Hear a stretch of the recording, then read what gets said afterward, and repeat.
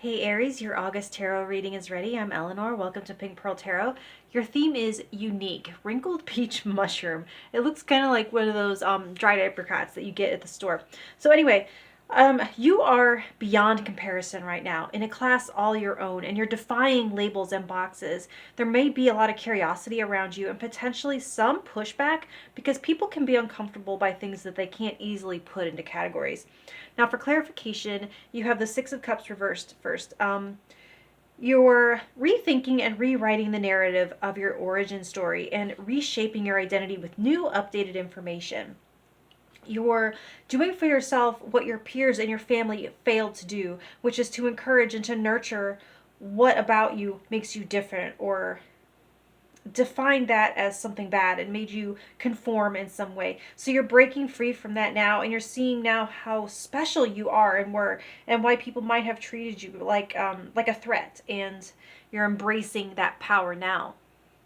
Next, you have Justice reversed. So this might sound weird, but there is an asymmetry that makes you exquisitely beautiful. You're defying norms. Like they say when you make YouTube thumbnails, scroll stoppers, something that's different and incongruent that catches the eye. And it reminds me kind of like of the art of Ikebana, the Japanese flower arranging.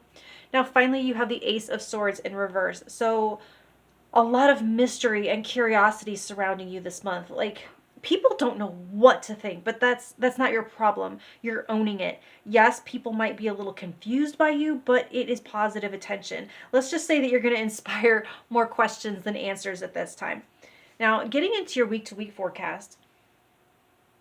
Week 1, you have the Three of Pentacles. You might be the secret sauce on a team of some kind. While you're standing out, there is an element of working together. It feels very X-Men or Avengers because of the unique blend of talents and qualities. You might have a unique project that you need to consult professionals on as well.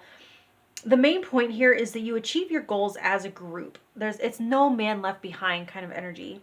Now, week 2, here you have the Eight of Swords. No matter how it might seem, any perceived blockages can be overcome with a change of mindset or an adjustment of beliefs, but mostly remembering that your uniqueness is a superpower and not a hindrance. Now, week 3, you have the Three of Swords, which means I have to bring in my little disclaimer about mental health and that this does not in any way constitute therapy or mental health advice. I'm not qualified for any of that. Just a tarot reader. Tarot responsibly. Anyway, the Three of Swords, it points to how the ways that past pain affects our present, how it drives our choices. It's kind of like a dormant virus just waiting to be triggered by something so it can come out and cause trouble. It can cause trouble, or it can come up for processing if that's how you choose to handle it. To offer the pain some compassion and a listening ear and allow it to tell you what it needs to. It's really just information, and you decide what to do with that information. Now, week 4, you have the Queen of Swords. This is showing more of a state of mind than circumstance or events. It's one of acute mental clarity, and you'll have a keen eye for BS and superfluous, redundant information and be able to cut right to the point in most matters. Like, you might notice that superfluous and redundant didn't both need to be said. It's a time to take advantage of your logical and calculating side, but please know the difference between calculating and manipulative, though. It's more like calculated actions and risks, accurately calculating your own capabilities and position. You might find yourself full of wise words or people coming to you for cool-headed counsel. Now, for career and finance from the Literary Tarot, you have the Seven of Light, or Cups, water, represented by a Midsummer Night's Dream, with the Eight of Ink, or Wands, represented by Leaves of Grass by Walt Whitman. So for the self-employed, things might not be exactly what they seem, and there's sort of a need to stay focused on a clearly defined concrete goal and nothing more. Quantitative goals, not qualitative. I mean, just for August anyway. Things will skyrocket, like profits or attention, if you can avoid distracting attention resources on intangible, nebulous goals. Now, if you're traditionally employed in an organization, if you have your eye on upward movement in the company, you will move faster if you focus on gearing the way you show up for a specific opportunity or opening.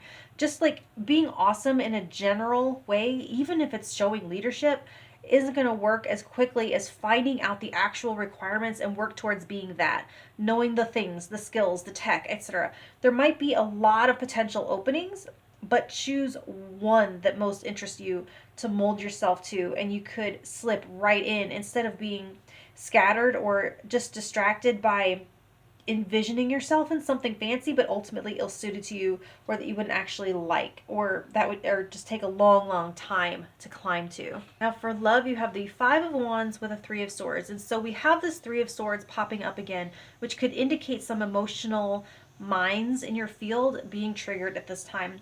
Now for couples, those triggers, so they could be, the mines could be triggered by a perceived competitive element, whether that's between you and your partner trying to one up each other in some way, or just get the upper hand of power on an issue. Someone could be showing interest in you or your partner, and the other one doesn't like it. And your love is strong and it's unlike any other. You have no competition right now with this unique theme. There's no one like you. There's no relationship like this one.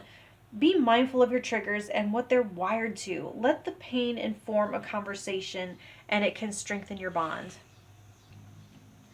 Now for singles, these triggers could be wired to some comparisons that you're making.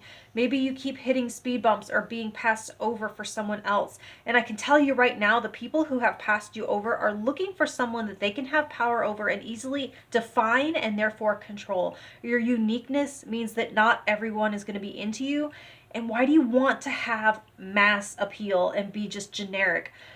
Like, okay, I know a guy who chose his wife because she fit the image that he wanted his family to project to the world. Not stand out, but fit in and fade into the background. Just be like everyone else. And the woman that got his heart, she did not fit in. She did not fit that. And he did not choose her. In that scenario, I feel sorry for the chosen one. And so that's kind of what they're wanting you to realize, is that not getting chosen in this situation is a good thing. I hope that makes some sense. Now for your affirmation for August, it says, I like to take care of myself with love through rest, play, and movement and positive thinking.